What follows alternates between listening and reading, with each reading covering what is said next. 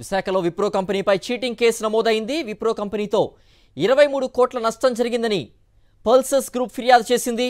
Wipro కంపెనీపై Dwaraka police స్టేషన్లో Omics international private limited admin manager ఫిర్యాదు చేశారు. ప్రభుత్వం నుంచి భూమి దాఖలవ్వకుండా మరో సంస్థకి లీజ్ ఇచ్చింది విప్రో కంపెనీ. 3 లీజ్ డాక్యుమెంట్స్ ఆధారంగా వివిధ సెక్షన్ల కింద కేసు నమోదు చేశారు పోలీసులు. విప్రోకి భూ యాజమాన్య హక్కులు లేకపోయినా పల్సస్కు కమర్షియల్ స్పేస్ లీజ్కి ఇచ్చినట్లుగా ఫిర్యాదులో పేర్కొన్నారు. మరింత సమాచారం మా ప్రతినిధి విశాఖ నుంచి నరేష్ అందిస్తారు. నరేష్, విప్రోకు ఎలాంటి రైట్స్ లేకపోయినప్పటికీ కూడా లీజ్ ఇచ్చింది స్పేస్ అనేటువంటిది ఆరోపణ వస్తోంది. దీనిపై ఫిర్యాదు కూడా చేసినట్టు తెలుస్తోంది.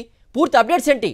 సిద్ధు, ప్రస్తుతం విశాఖపట్నంలో విప్రో కంపెనీపై మరొక సాఫ్ట్వేర్ కంపెనీ ఫిర్యాదు చేసే అంశమే చాలా చర్చనీయాంశంగా మారింది. అయితే ఈ ఘటన చాలా ఆలస్యంగా వెలుగు చూసిందని చెప్పుకోవచ్చు. ఎందుకంటే ఫిబ్రవరి 20వ తేదీన ఈ కేసు నమోదు కాగా ఇప్పుడు వెలుగులోకి వచ్చిన ఈ అంశం పూర్తిగా కూడా. ఎందుకంటే విప్రో కంపెనీపై అసలు ఏ సెక్షన్ కింద కేసు ఫైల్ చేసిన అంశంపై కూడా చెప్పే ప్రయత్నం చేస్తున్నాను. నా చేతిలో ప్రస్తుతం ఎఫ్ఐఆర్ కాపీ ఉంది. ఎఫ్ఐఆర్ కాపీలో పొందుపరిచిన అంశాలు చూస్తాం.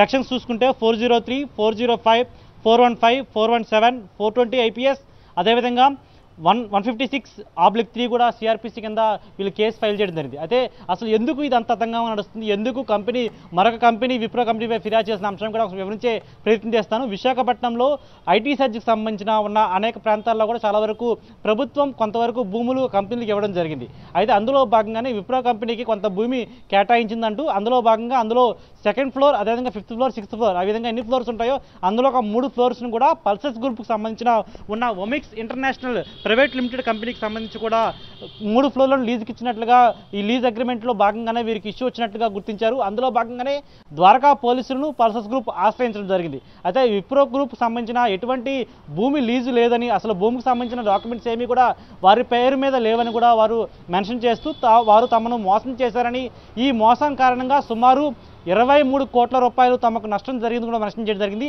అసలు ఎఫ్ఐఆర్లో వాళ్ళు ఎంత సుమారు మెన్షన్ చేశారో చెప్తాను.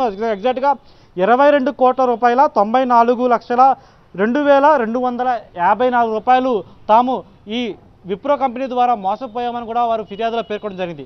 ఈ పూర్తి అంశం మీద ఇప్పుడు పూర్తిగా చర్చనీయాంశంగా మారింది. 3 ఫ్లోర్లను స్క్వేర్ ఫీట్ విధంగా కూడా డివైడ్ చేస్తూ వారు లీజుకి ఇవ్వడం జరిగింది. ఆ లీజు అంశాన్ని కూడా వీరు ఎఫ్ఐఆర్లో పూర్తిగా కూడా ఫిర్యాదు కాపీ ఉందో ఫిర్యాదు కాపీలో మెన్షన్ చేయడం జరిగింది.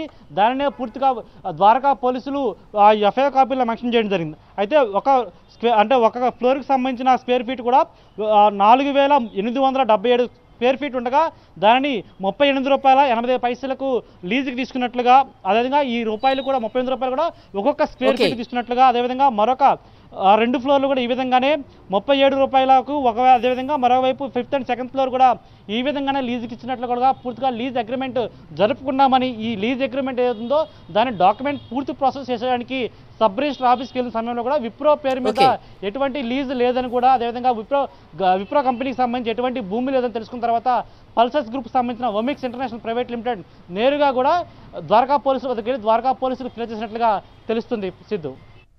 ఓకే నరేష్.